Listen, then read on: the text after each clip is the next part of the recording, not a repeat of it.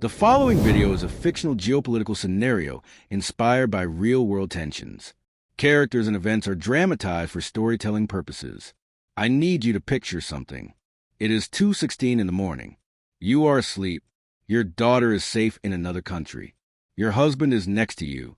Your apartment is small, but is yours full of books you love, a kitchen that smells like cardamom, photographs on the wall. And then, at 2:17 a.m., your windows explode inward. Not one window. Every single window on your floor simultaneously cracking, bowing, shaking like the world itself is being torn apart from the outside. You sit up. Your husband is already at the glass. His face is lit up orange and white from something outside. You ask him what it is. He does not answer. He just sinks slowly, quietly to his knees. That is where this story begins. Not in the Pentagon. Not in the Israeli Air Force command room. Not in a boardroom in Virginia, where someone just made a lot of money. It begins on the floor of a Tehran apartment, with a woman named Farida, and a man on his knees, at a cracked window. And once you hear what comes next, you will never think about this the same way again. Before we dive deeper into this absolutely shocking story, hit that subscribe button if you believe in holding authority figures accountable when they abuse their power. Farida Ahmadi had spent February 27th thinking about bread, not because she was hungry, though food had become harder to find, but because she had stood in a bakery line for 2 hours that afternoon, watching her neighbors' faces. The way people looked at the shelf when the last loaf was taken. The way nobody argued anymore, just accepted. That particular tired acceptance of people who have been disappointed so many times they have stopped showing surprise. Tehran in early 2026 was a city running on fumes. The economy had been collapsing in slow motion for months. Electricity cut out twice a day, not randomly, but on a schedule which somehow made it worse. As if the city had given up pretending things were normal. Farida was 44 years old, a schoolteacher. She had taught the same primary school class for 16 years. Same building, same chalk smell, same squeaky third desk on the left. Her husband Dariush drove a taxi and came home every evening smelling like exhaust and bringing her the small, stubborn warmth of a man who refuses to stop showing up. Their apartment was small. It was full of books. It was theirs. Their daughter Shiren was 22 and studying in London, far enough that Farida had stopped feeling guilty about the constant low hum of worry, far enough to be safe. At 11 p.m., Farida texted her good night. Shiren sent back a single heart emoji. Farida put her phone face down on the nightstand and closed her eyes. 3 hours and 17 minutes later, every window in their apartment cracked at once. What Dariush saw when he looked outside, and what he said is the kind of thing that gets repeated for years afterward, but not for the reason you'd expect. Here's what Dariush saw. Light everywhere. The kind of light that does not belong to the night, white and total, like someone had held the sun just above the city and squeezed. He had grown up during the Iran-Iraq War. He knew what bombs sounded like, what they felt like in your chest. This was different. There were so many bombs, so close together, that the sound had merged into something that was not quite sound anymore. It was pressure, a wall of pressure, moving through everything. He turned to Farida and said 4 words. They finally did it. On the night of February 28th, 2026, the United States and Israel launched Operation Epic Fury, a coordinated military campaign so massive, so carefully timed, that it hit command centers, ballistic missile silos, nuclear research facilities, air defense systems, and leadership compounds across 6 Iranian cities simultaneously. Tehran, Isfahan, Qom, Courage, Kermanshah, nearly 900 strikes in a 12-hour window. The decision had been made after diplomatic talks in Geneva collapsed in early February. Iran had refused to halt uranium enrichment at what U.S. and Israeli intelligence described as a weapons threshold level. The final meeting ended with the Iranian delegation walking out. 48 hours later, 2 presidents signed the orders, and in a residential compound on the northern edge of Tehran guarded, fortified, believed by its occupants to be secure, 2 precision munitions arrived 14 minutes into the opening salvo. Ayatollah Ali Khamenei, supreme leader of Iran since 1989, 37 years of absolute power, dead before 3 a.m. But the strikes did not end with the military targets. And what happened at a girls' school near the southern port city of Bandar Abbas before sunrise is the chapter the headline swallowed in a single sentence and moved past far too quickly. There's a town called Minab, not far from the port city of Bandar Abbas in southern Iran. Warm, dusty, not the kind of place that ends up in international news very often. On the night of the strikes, a naval base on the edge of Minab was targeted. The base was a legitimate military objective. The intelligence was accurate. The strike was precise. What the strike planners had not accounted for, or had not weighted heavily enough, was the girls' school that stood directly adjacent to the base perimeter. More than 160 people were killed. 160. In the hours after, Israeli officials denied responsibility. American officials said the U.S. would investigate. Statements were made. Questions were asked. 6 U.S. Democratic senators issued a joint statement describing their horror and calling for accountability. Think about that number for a moment, not as a statistic, as a school, as classrooms, as desks with names scratched into the wood, as mothers who had sent their daughters to school that morning, except it was the middle of the night. So they hadn't, except the building was right there, right next to the thing that someone decided needed to be destroyed before dawn. This is not a comfortable chapter. It is not supposed to be, because a war that starts by killing the man at the top, the man who many believe deserved to face justice, does not stay at the top. It falls. It always falls. And it lands on the people at the bottom. And in Tehran, one of those people, a schoolteacher who had spent 16 years caring about children just like the ones in that school, had just made a decision that would define the rest of her life. For the first 3 days, Farida refused to leave. This is important. This is the part of survival stories that gets edited out.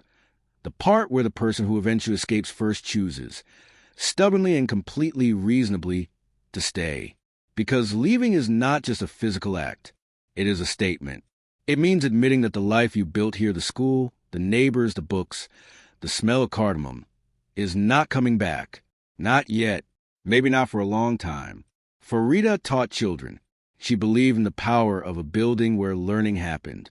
She had poured 16 years into those 4 walls. She was not ready to say goodbye to them. So for 3 days, she and Dariush stayed. They listened to the strikes. They collected water in every container they could find before the taps stopped working. They ate what they had. They tried the phone every hour. Most calls didn't connect. When they did, the line would drop after 30 seconds. Shiren in London was watching the news with her flatmates and typing her mother's name into her phone like she could make it ring through willpower alone.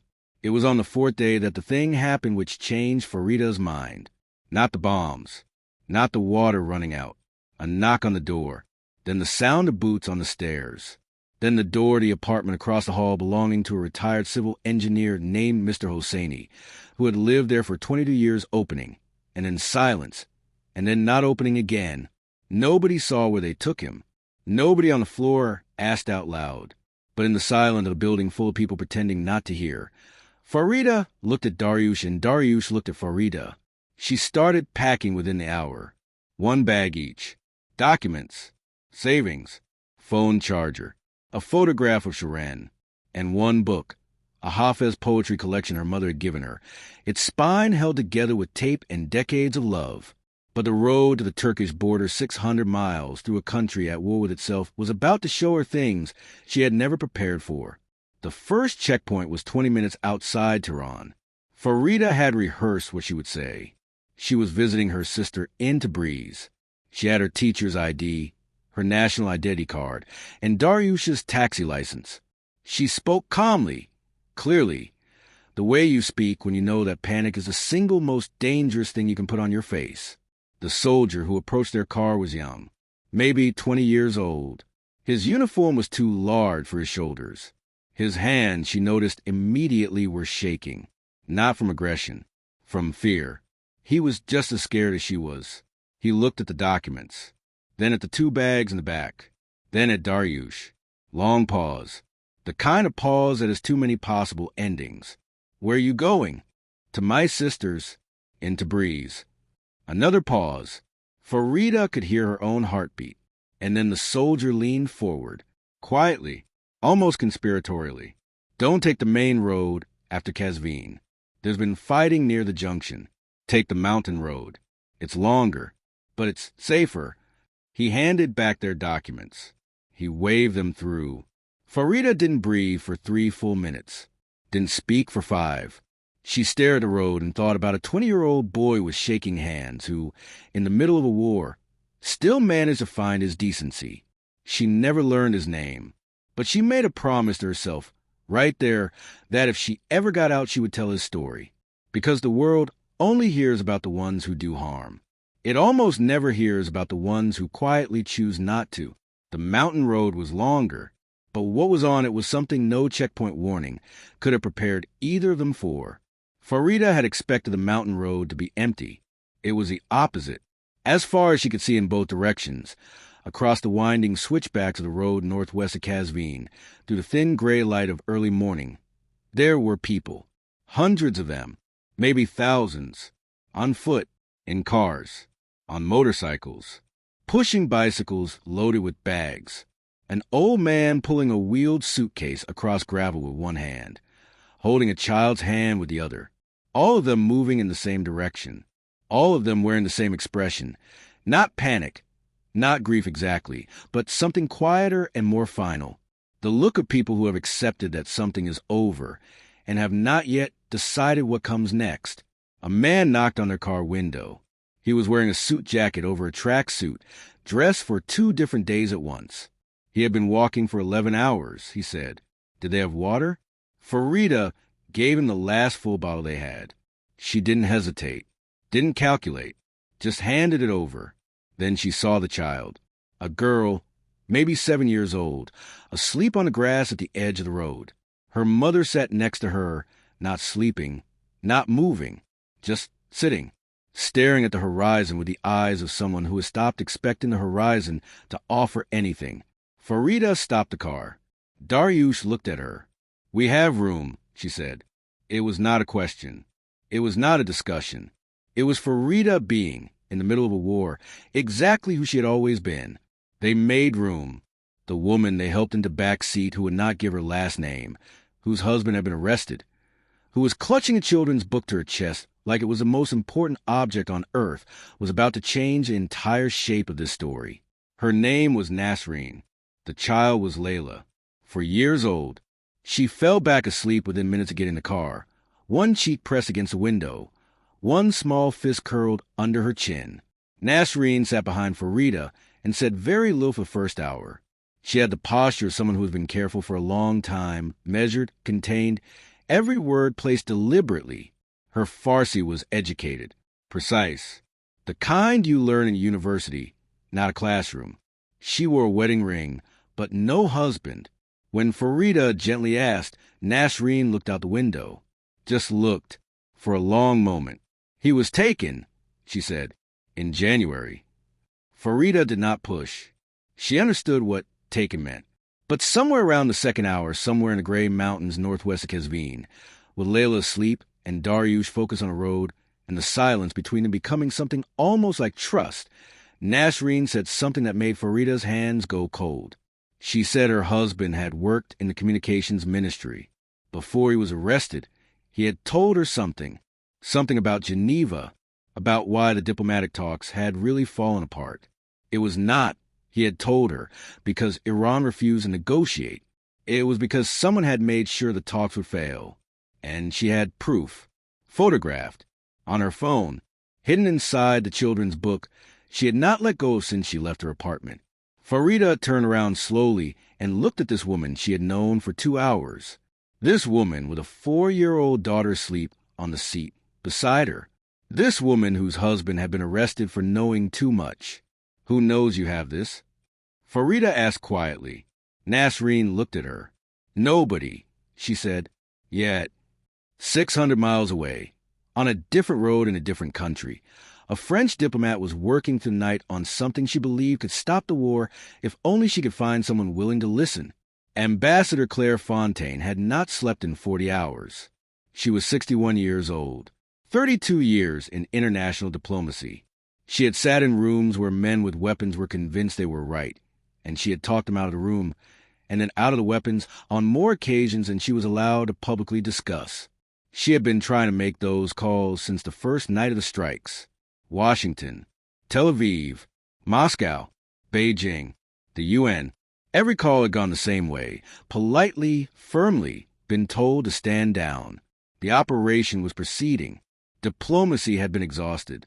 Claire did not believe diplomacy had been exhausted. She believed it had been abandoned. There is a difference. Abandonment is a choice, and choices can be reversed. On March 5th, through a back channel she had spent 20 years carefully building, a network of trusted contacts who owed her nothing except respect, and therefore trusted her completely, she received something extraordinary. An intercepted transcript of the Leadership Council meeting inside Tehran. She read it at midnight in her Paris apartment. Cold coffee, glasses sliding down her nose. The kind of silence that only exists at midnight when the city outside is sleeping, and you are reading something that the people in it don't know yet. What she found in that transcript was not what she expected. Not defiance. Not bellicose declarations of martyrdom. Fear. Careful, political, barely disguised fear. Several council members were not talking about escalation. They were asking, through coded language so thin you could see through it, whether there was still a door to Washington. There was a door. Claire picked up her phone.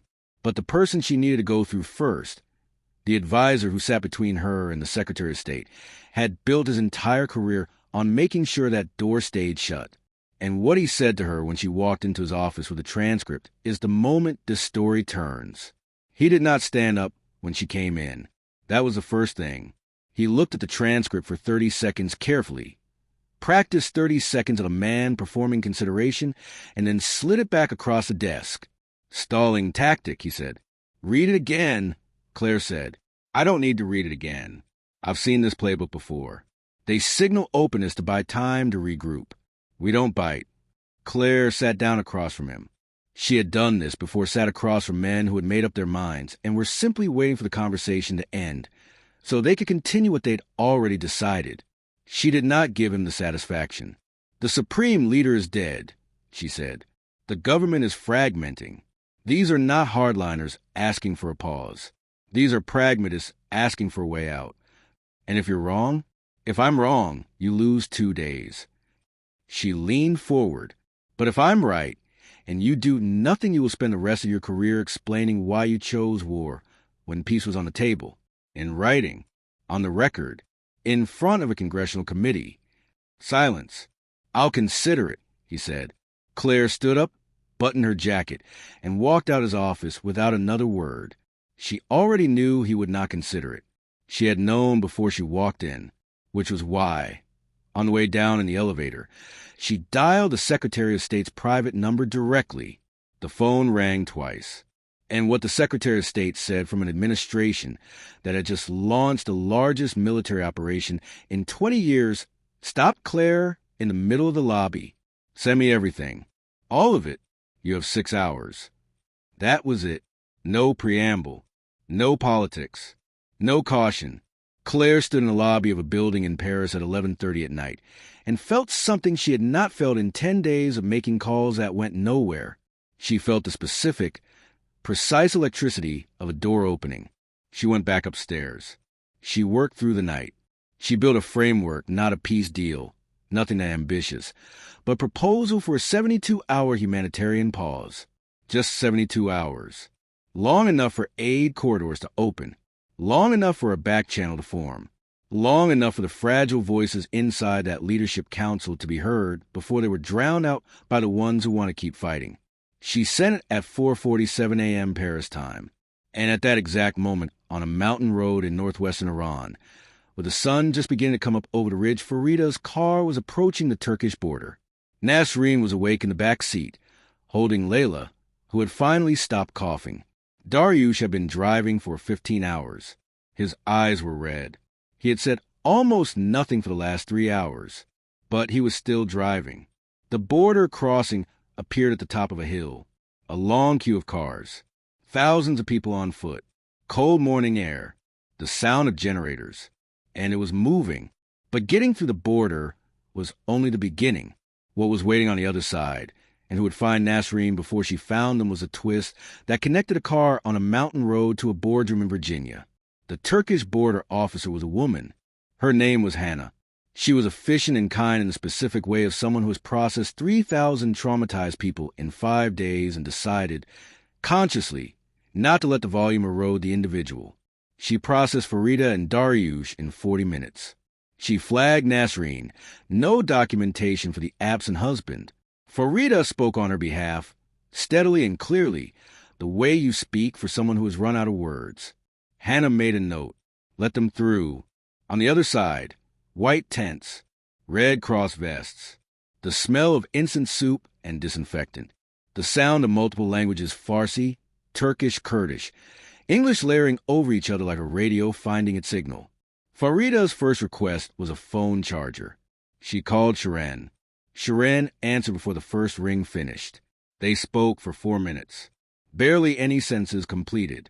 Mostly just the sound of a mother and a daughter establishing, across a phone line, that the other one was still there. Nasreen, meanwhile, had found a UNHCR officer who spoke Farsi. She sat with him in the corner of a tent. She took out the children's book. She found the photographs on her phone. The officer looked at the screen. His expression changed. He made a call, then another. By the time Farida looked up from her own phone, there were 2 people in dark suits sitting across from Nasreen. Not UN, not Red Cross. The document was authenticated within 36 hours. What it showed was a communication between a senior Iranian negotiator and a third-party intermediary, 3 weeks before the Geneva talks collapsed, explicitly confirming that the talks had been sabotaged, that someone had paid for them to fail.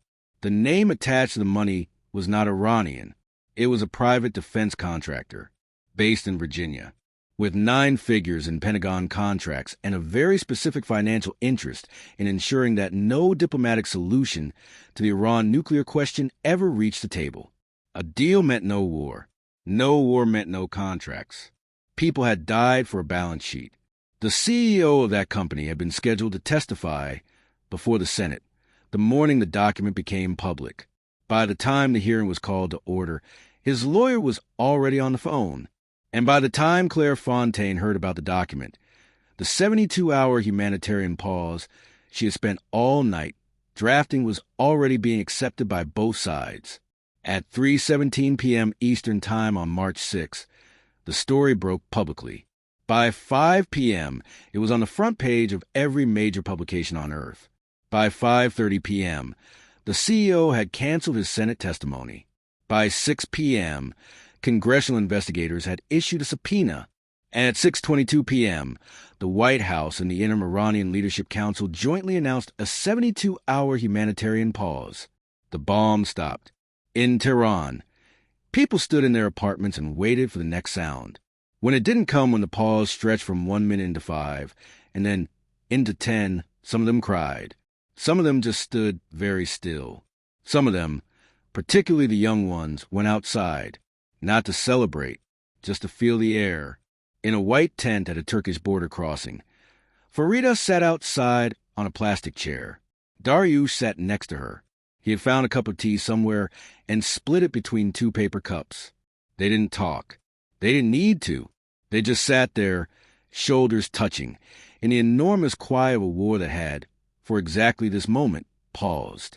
Shirin's flight from London landed the next morning at 6:14 a.m. What she carried in her bag and what she placed in her mother's hands in the middle of Istanbul's arrivals hall is the moment that will stay with you long after the story ends. Shirin ran through the hall. Farida saw her daughter's face, a year older than she remembered, eyes doing 4 things at once. Terrified, relieved, trying not to cry, already crying. They held each other without speaking. A long time. The kind of hold that is not a hug so much as a confirmation you are real. You are here. You are still you. When they finally separated, Shirin reached into her bag. I didn't know what to bring, she said. Her voice was still unsteady. So I brought you this. It was a book. Small. Familiar spine. The collected poems of Hafez. Same edition. Same faded cover. Same gold lettering as the copy Farida had packed in her bag 12 days ago before leaving Tehran. Shirin had ordered it the moment the phone lines came back online. She had searched 6 London bookshops to find the exact same edition. Farida took it, held it, actually laughed, for the first time in 2 weeks. The kind of laugh that comes from somewhere deep and unexpected, the laugh of a person who's been very close to breaking and is discovering, with some surprise, that she did not break.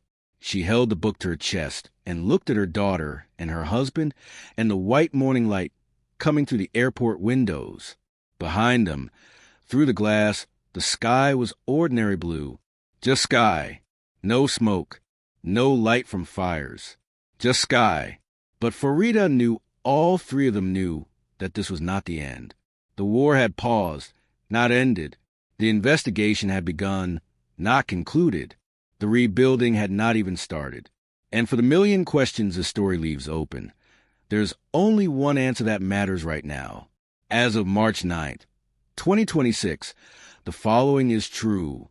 The 72-hour humanitarian pause is holding, but only just, fragile as a single thread. Mojtaba Khamenei, son of the slain supreme leader, has been named Iran's new leader, a hardline cleric who has pledged to continue his father's path. He was chosen on March 8 by Iran's Assembly of Experts in direct defiance of Trump's stated demand for approval over the selection. Oil prices are at $110 to $120 a barrel, roughly 65% higher than before the war. The Strait of Hormuz remains contested. Iraq's oil output has collapsed by 70%. The WHO reports that approximately 100,000 people have fled Tehran. The Iranian Red Crescent has counted over 1,000 civilian deaths in 10 days. The Golden Palace, a UNESCO World Heritage Site, one of the oldest and most beautiful buildings in the Islamic world, has been damaged. The Grand Bazaar of Tehran has been damaged. Dubai Airport has been damaged. 7 American service members are dead. A Kuwaiti fighter jet shot down 3 American F-15s in a friendly fire incident on March 2nd. All 6 crew survived. A bomb went off outside the U.S. Embassy in Oslo, Norway on March 8th. An Iranian doctor unnamed, because naming her would put her in danger, described amputating the feet of civilian patients in an undersupplied hospital before walking to the Turkish border to make sure the world heard her. And a man in his mid-30s, asked why he was walking back into a country at war, said, "I know the situation is very dangerous, but I chose to side with my family." These are not footnotes. These are not background details. These are the people this war is happening to. And the only question that matters now is whether the people making the decisions are being asked to look at them. This is the chapter you should read twice. Once fast, like we all read statistics. And then once slowly, like each number is a person. The number of strikes in 12 hours on the opening night. The number of years Khamenei ruled Iran. His daughter died with him. His grandchild. His son-in-law. His daughter-in-law. The number of people killed when a missile hit a girls' school next to a naval base in Minab. No one has been held accountable. 1,000. The Iranian Red Crescent's count of civilian deaths in 5 days. 100,000. The WHO's estimate of people who fled Tehran. The number of Iranian ballistic missiles fired in retaliation. 2,000. The number of Iranian drones fired in retaliation. The number of ballistic missiles Kuwait intercepted in 1 week. The age in months of the youngest person injured by an Iranian drone strike. A baby in Bahrain. The number of American service members killed in combat. The number of American F-15 shot down by a Kuwaiti pilot in a friendly fire incident. The percentage of the world's oil supply that passes through the Strait of Hormuz, which is currently closed. The percentage by which oil prices have risen since the war started. The number of people who have been held accountable for the girls' school in Minab. Read that last one again. The number of people who have been held accountable for the girls' school in Minab. And ask yourself loudly enough that someone can hear you who is supposed to answer for it. While the world was watching Tehran, while cameras were pointed at missile launches and oil prices, and the new Supreme Leader's portrait on Hezbollah's Telegram channel, A Quiet Legal Process, was beginning in a city in Virginia. Federal investigators had received Nasreen's document.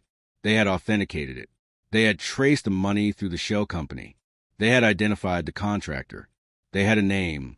The CEO had canceled his Senate testimony. His lawyer had issued a statement about reviewing serious allegations. Congressional investigators had issued a subpoena. This is where the story stands today. The subpoena has been issued. The name is known inside legal circles and intelligence communities. The document is real. The authentication is real. The money trail is real. But as of March 9th, 2026, the name has not been made fully public. The CEO has not been charged. The hearing has not been rescheduled. A war that may have been engineered at least in part by a private contractor's financial interest in escalation has killed over 1,000 people and set an entire region on fire. And the man who may have helped make it happen is, right now, in a building somewhere with lawyers reviewing his options.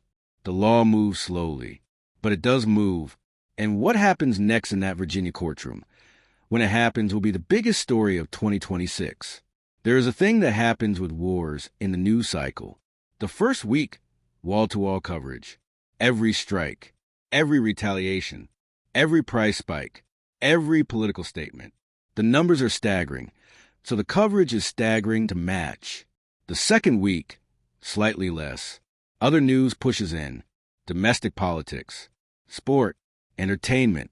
The war moved from the front page to page 3. The numbers are still staggering, but we have already used up our staggering.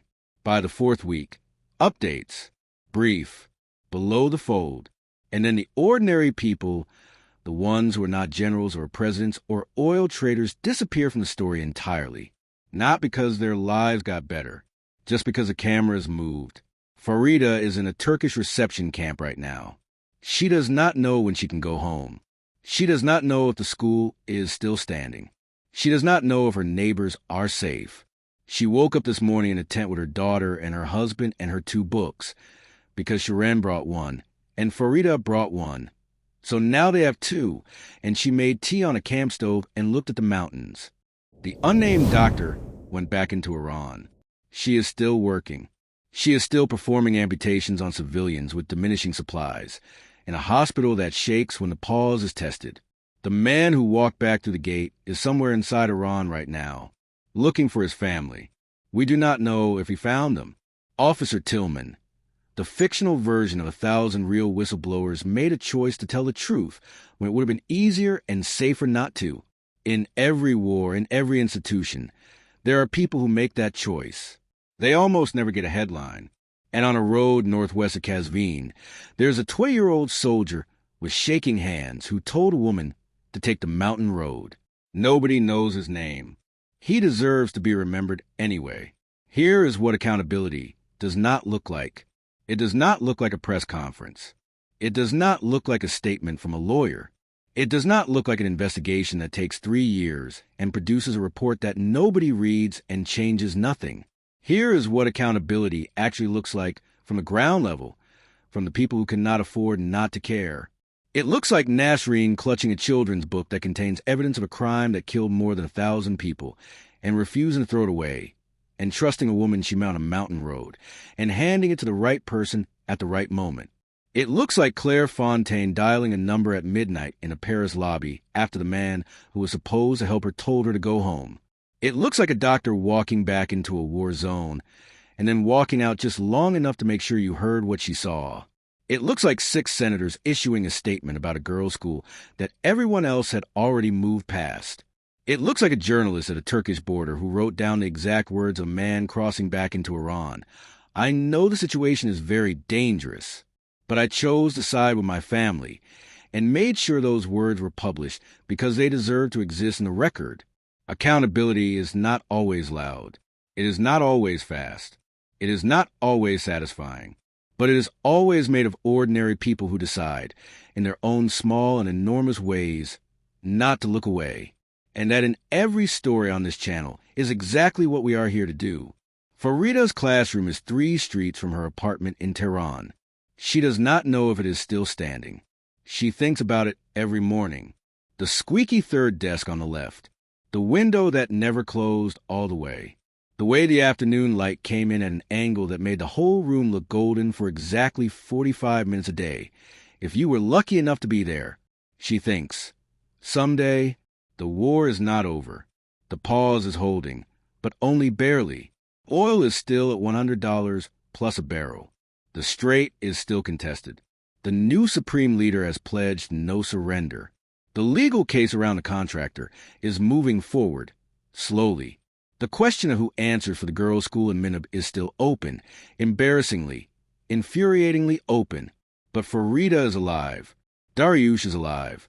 Shiren is alive. Nasreen's document is in the hands of people who are doing something with it. A French diplomat refused to accept that diplomacy was exhausted. A young soldier chose, quietly and at no personal cost he could calculate, to give a woman directions that may have saved her life. A doctor walked back in. A man chose his family. A girl in London found the exact same book. This is what we always forget about the big stories, the enormous, map-changing history book stories. They are made of small ones, individual ones, human ones. And the individual ones are the ones that decide, over time, which way the big story goes. We are watching Iran. We are watching the oil markets. We are watching the courtrooms and the Senate hearings and the diplomatic corridors. But we are also watching Farida, because Farida is who this is really about. Farida and the schoolteacher she was, and the woman she is becoming, and the classroom she is waiting to return to, and the 45 minutes of golden afternoon light. If this story made you feel something, that is the point. Share it. Every share is a choice to make the human cost of this war visible. Subscribe to RAWLENS Justice. Hit the bell. We will keep watching, keep asking questions, and keep putting the people at the center where they belong.